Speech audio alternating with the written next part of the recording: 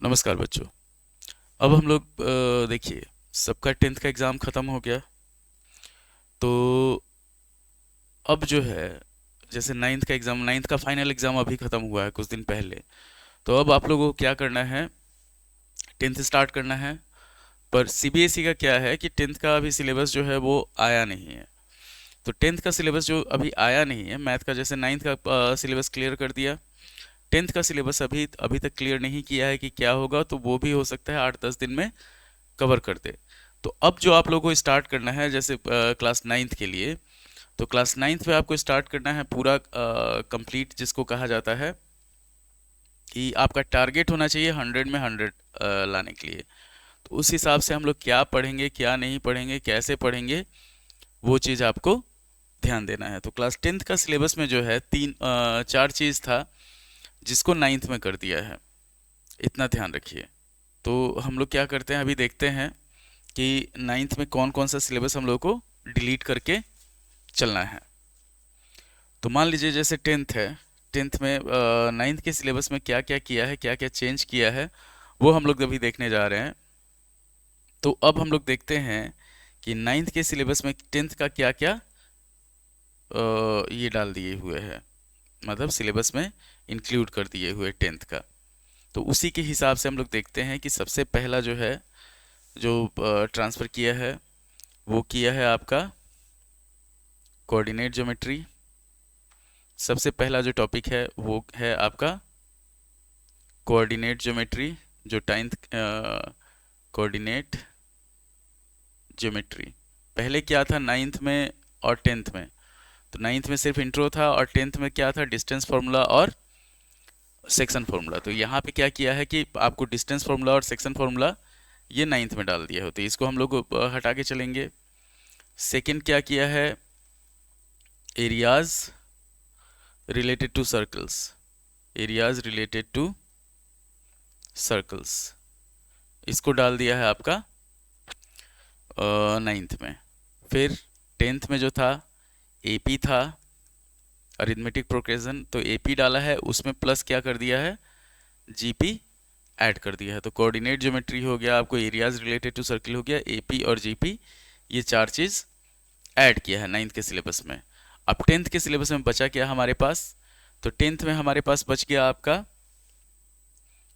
और उसमें एक और नाइन्थ में एक और चीज़ किया है कि इसमें आपको दो चैप्टर कर दिया है, पॉलिनोमियल्स, पॉलिनोमियल्स, और सेकंड जो पहले क्या था कि फैक्टराइजेशन जो था वो पॉलिनोमियल्स में ही था।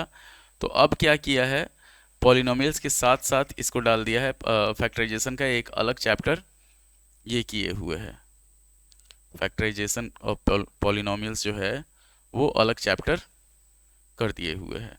तो इसके हिसाब से हम लोगों को काम करना है। तो टेंथ में हम लोग क्या करेंगे कि देखिए, अब हम लोग क्या करेंगे, जो जो सिलेबस आपका नाइन्थ में इंक्लूड किया हुआ है उसको छोड़ के हम लोग टेंथ का स्टार्ट करते हैं, कि जब तक बुक नहीं आ जाए। तो टेंथ का जो स्टार्ट करेंगे हम लोग, कैसे स्टार्ट करेंगे कि सबसे पहले जो जो भी चीज़ नया चीज़ आपको पढ़ना है, कि जैसे हमारे पास अभी टेंथ में आपको नया जो चीज़ मिलता, वो मिलता ट्रिग्नोमेट्री। तो टेंथ का जो सिलेबस है वो ये है फिलहाल, उसको हटा हटा के कि हमारे पास क्या है, रियल नंबर्स है, रियल नंबर्स, वही रेशनल इरेशनल। यूक्लिड इसमें क्या किया है, यूक्लिड डिवीज़न लेमा जो था जिसको एक्सक्लूड किया था, यूक्लिड डिवीज़न लेमा। तो ये क्या है आपका, ये आपका टेंथ में आ गया है। सेकेंड चैप्टर है हमारे पास पॉलिनोमियल।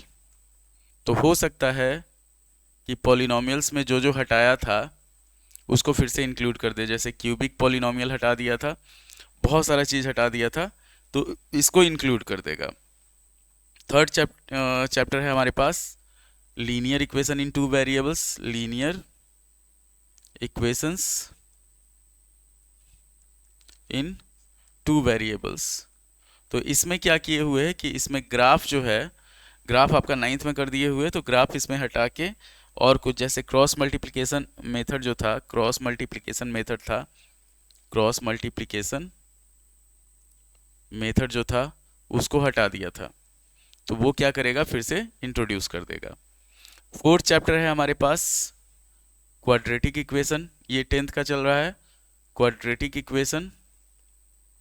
तो क्वाड्रेटिक इक्वेशन में क्या करेगा, आपका क्वाड्रेटिक इक्वेशन में कोई चेंज नहीं होगा, quadratic equation same to same है।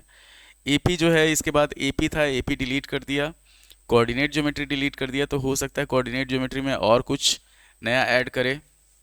उसके बाद है हमारे पास कोऑर्डिनेट ज्योमेट्री के बाद है ट्रायंगल। तो ट्रायंगल से क्या किया था, पाइथागोरस थ्योरम जो है उसको हटा दिया था। तो ये पाइथागोरस थ्योरम जो है हो सकता है इसमें ऐड कर देगा, पाइथागोरस थ्योरम ऐड कर देगा।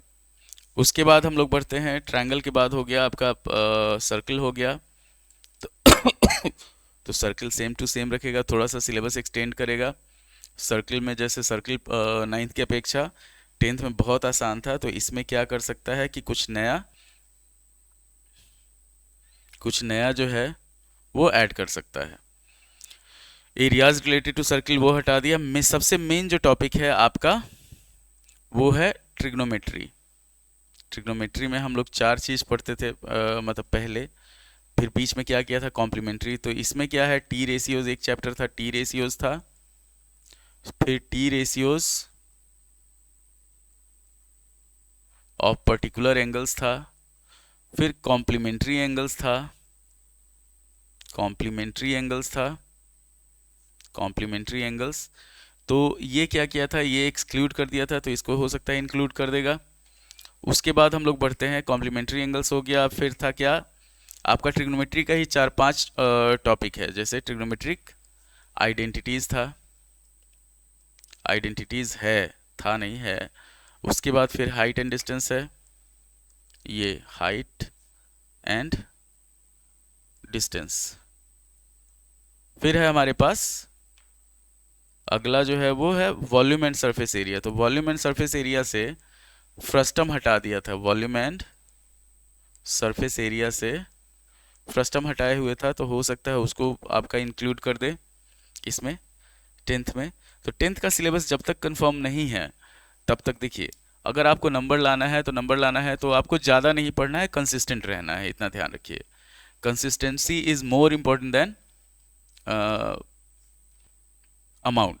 यहाँ पे क्या हो जाएगा कि अगर आप कंसिस्टेंट रहते हैं, शुरुआत से ही 2-2 घंटा 3-3 घंटा, सिर्फ 2-3 घंटा देना है आपको, उससे ज़्यादा नहीं देना है। 2 घंटा 3 घंटा अगर आप पढ़ रहे हैं, और कभी भी किसी भी चीज़ का शुरुआत अगर आपको 95% प्लस लाना है, इतना ध्यान रखिएगा। मैथ में आपको 100 में 100 भी आ सकता है, तो अगर आपको 95 प्लस लाना है तो उसके लिए आपको शुरू से पढ़ना पड़ेगा, इतना ध्यान रखना है। वॉल्यूम एंड सरफेस एरिया में एक चीज़ इंक्लूड कर देगा आपका फ्रस्टम।